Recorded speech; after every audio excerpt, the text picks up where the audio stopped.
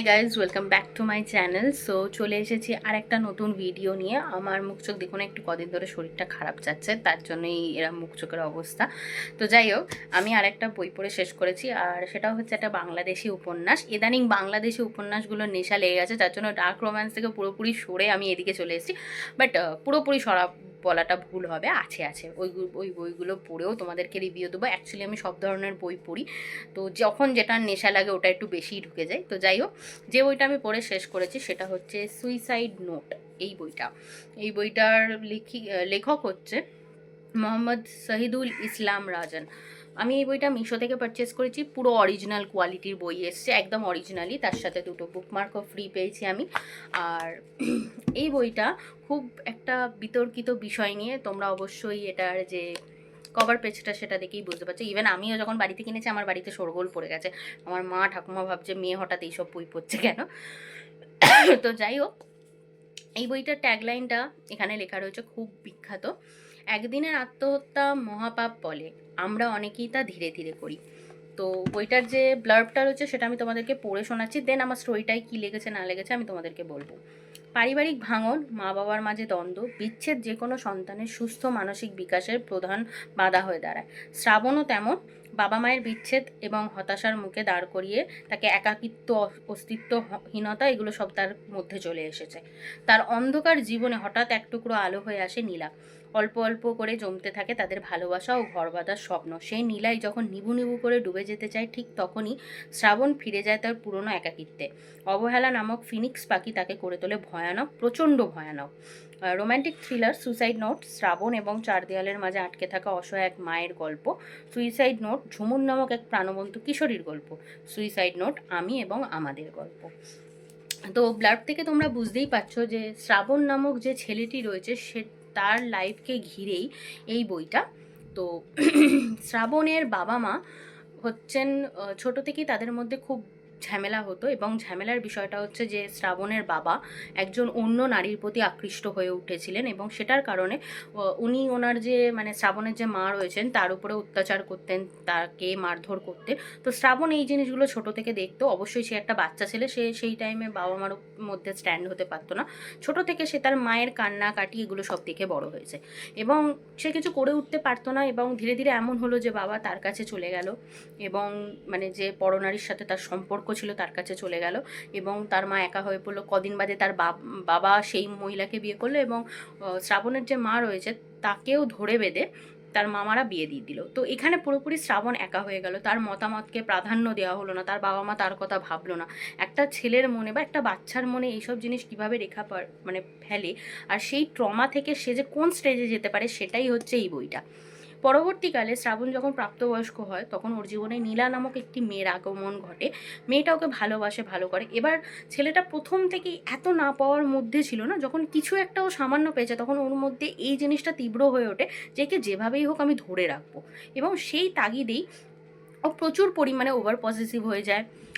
নীলাকে প্রচুর শাসন করে, প্রচুর অধিকারবোধ দেখায়, যেটা অবভিয়াসলি হয় অতিরিক্ত কন্ট্রোল করার চাহিদায় আমরা অন্য জনের দমবন্ধ পরিবেশ করে ফেলি। তো সেটাই হয়। নীলা ধীরে ধীরে বিরক্ত হয়ে পড়ে শ্রাবণকে নিয়ে। শ্রাবণকেও ভালোবাসে, কিন্তু শ্রাবণের এই যে তুমি এর সাথে কথা বলবে না, এই ছেলের সাথে কথা বলবে না, এই করবে না, ওই করবে না, এগুলো শ্রাবণের শাসনেও অতিরিক্ত মানে অশান্তি বোধ করে। শাসন করছে ঠিক আছে, বাট এই জিনিসটাকে জিইয়ে রাখা, সেটা নিয়ে অশান্তি করা, বাড়ির লোক জেনে যাওয়া, সেটা ওর মধ্যে প্রবলেম হয়। তো ধীরে ধীরে নীলার মন উবে যায় এই বিষয়টা থেকে, আর শ্রাবণের উপর দিয়ে ও দূরত্ব বজায় রাখে। তো এমন হয় যে শ্রাবণ এরপরে আরও একা হয়ে পড়ে। এরপরে আমরা দেখতে পাই যে শ্রাবণ একটা মেসে একা রয়েছে, মাঝে মধ্যে সে গিয়ে তার মায়ের সাথে দেখা করে, কিন্তু কোনোদিনও তার বাবার কাছে সে যায়নি, কারণ শ্রাবণের সাথে তার মায়ের বন্ডিং চিরকালই ছিল। এবার ধীরে ধীরে নীলা এই বিরক্ত হতে হতে ও অন্যজনের সাথে কথা বলতে আরম্ভ করে, বন্ধুত্ব করে, চিট করে না বা চিটিং করে না। বাট এটা হয় না যে আমি একদিক থেকে বিরক্তি বোধ করছি, আমি অন্যদিকে গিয়ে শান্তি পাবো, এই রকম একটা ব্যাপার। তো সেটা নিয়েও শ্রাবণের সাথে ওর ঝামেলা হয়, এবং পরবর্তীকালে নীলা পুরোপুরি ওকে বলে দেয় যে তুমি সম্পর্কটা তুলে দাও, আমি রাখতে চাই না। এবার এরপরে কি হয় যে শ্রাবণের বাবা মারা যায়, তারপরে শ্রাবণের মা মারা যায়। তো এই দুটো জিনিস না শ্রাবণের মাথা আরও বিশালভাবে এফেক্ট করে। তো পরে দেখা যায় শ্রাবণের বাবার যে বিজনেসটা সেটা শ্রাবণ ক্যারি অন করছে, এবং ও নীলাকে বিয়ে করে। এবার বিয়ের পরে হঠাৎ মানে বিয়ের কয়েক মাস আগে প্রস্তুতির টাইমে না শ্রাবণ একদম লাবি রাবি ছিল, খুব ভালো ছিল। নীলাও নিজের ভুল বুঝতে পারে, সব কিছু ছেড়ে ওর সাথে সব কিছু ঠিক করে যে এখন তো শ্রাবণের কেউ নেই, শ্রাবণের তো সব বলতে আমি ওকে ভালোবাসা দিয়ে ঠিক করব। কিন্তু পরে কি হয়, বিয়ের সঙ্গে সঙ্গে বিয়ের দিন রাতেই, বাসর রাত থেকেই মানে শ্রাবণ পুরোপুরি অন্যরকম হয়। নীলাকে ইগনোর করতে থাকে, নীলাকে কথা শোনায়, নীলার সাথে রাগ দেখায়, নীলাকে বকাঝকা করে, মুখ করে। আর এর থেকে আমরা বুঝতে পারি যে শ্রাবণ নীলাকে বিয়েই করেছে প্রতিশোধ নেওয়ার জন্য। যেমনটা নীলা ওকে ইগনোর করেছিল, কথা বলতে চায়নি, শ্রাবণ বিয়ে করেছে প্রতিশোধ নেওয়ার জন্য। তো ধীরে ধীরে ওদের সম্পর্কের অবনতি হয়, নীলা প্রচুর চেষ্টা করে কিন্তু শ্রাবণ কোনো কথাই শোনে না, মানে জেদে ইগোতে জিনিসটা অন্যদিকে যায়, যেটা হয় সাধারণ মানুষের মধ্যে।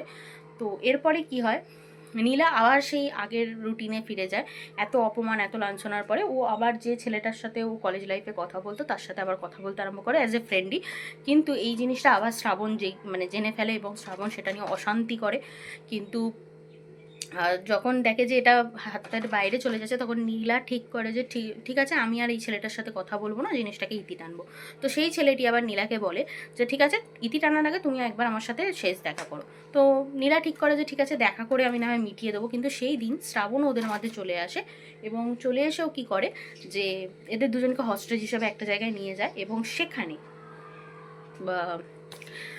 শ্রাবণ ওই ছেলেটিকে খুন করে তাকে টুকরো টুকরো করে ফেলে আর নীলাকেও বেঁধে রাখে। নীলা এই জিনিস দেখে পুরোপুরি ভয়ঙ্কর একটা ওর হয়, ও নিজের মানে শ্রাবণকে সাইকো ভাবতে আরম্ভ করে, ওকে সেইভাবেই মুখঝোঁক করে। তো শ্রাবণ সিরিয়াসলি সাইকো হয়ে গেছিলো, ওর এই ট্রমা থেকে ওর মানে মেন্টালি ও পুরোপুরি শেষ হয়ে গেছিলো। তো তারপর কি হয় যে এই জিনিসটা হওয়ার পরে যখন শ্রাবণ ছেলেটিকে খুন করে, তখন ও নীলাকে বেঁধে রাখে এবং এতটাই ও মানসিকভাবে বিকৃতি ওর ঘটে যায় যে ও ভাবে যে নীলা অন্য ছেলের জন্য কাঁদছে, আমার জন্য কেন কাঁদছে না। তো ও নীলাকে প্রাণে মারে না, এটা ওর প্ল্যান ছিল, বাট এটাও করতে পারে না, ও নিজের ঘরে চলে যায়। এবং সেখান থেকে পরে পুলিশরা আসলে, মানে শ্রাবণের যে সৎ মা ছিল সেই পুলিশকে ডেকেছিল। সেখান থেকে জানা যায় যে শ্রাবণ সুইসাইড করেছে এবং ওর দুপাশে ওর বাবা মার কঙ্কালটা রয়েছে। এবং সেখান থেকে আমরা শ্রাবণের একটা ডায়েরি পাই, যেটা পুলিশ নীলা দুজনেই পড়ে। সেখান থেকে ছোট থেকে আজ অবধি যা যা হয়েছে সেগুলো সব শ্রাবণ কোটানো একদম নোট করে রেখেছিল।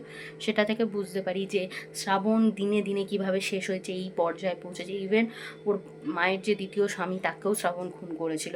তো এই জিনিসটাই মেন্টালি স্টেজেও কীভাবে আসে, নীলাও বুঝতে পারে না। যে ও কিছুটা জানতো ওর বাবা মার বিষয়, বাট এতটা যে ও মেন্টালি স্ট্রেসডে ছিল সেটা নীলা জানতো না। তাহলে অবশ্যই নীলা হেল্প করতো, নীলা এরকম কোনো কাজ করতো না। তো ওভারঅল এই বইটা একটা ভালো বই, একটু বেশি ডার্ক, অবশ্যই নাম থেকেই তোমরা বুঝতে পারছো। এটা তোমরা কলেজ স্ট্রিট বা যে কোনো বাংলাদেশি যে সাইটগুলো বই বিক্রি করে সেখানে তোমরা পেয়ে যাবে, অবশ্যই পড়তে পারো। বাস্তববাদী, মানুষের ভুল বোঝাবুঝি, সন্দেহ একটা সম্পর্ককে কী করে শেষ করে, আর বাবা মার নেগলিজেন্স একটা বাচ্চাকে কী করে পুরোপুরি সাইকো বানিয়ে দেয় বা বাচ্চাটার ছেলেবেলা বড়োবেলা সব ধ্বংস করে দেয়, সেসব যদি জানতে চাও তাহলে অবশ্যই এই বইটা তোমরা পড়তে পারো। আমি এটাকে 4 স্টার দিয়েছি, 5 স্টার দিইনি, বাট বিকজ কিছু টাইম পরে আমি নিজেও রিলেট করতে পারছিলাম। এমন নয় আমার বাবা মা নেগলেক্ট করেনি, ওইরকম কিছু না, রিলেশনশিপের দিক দিয়ে। তো যাই হোক, সেই রকম কিছু।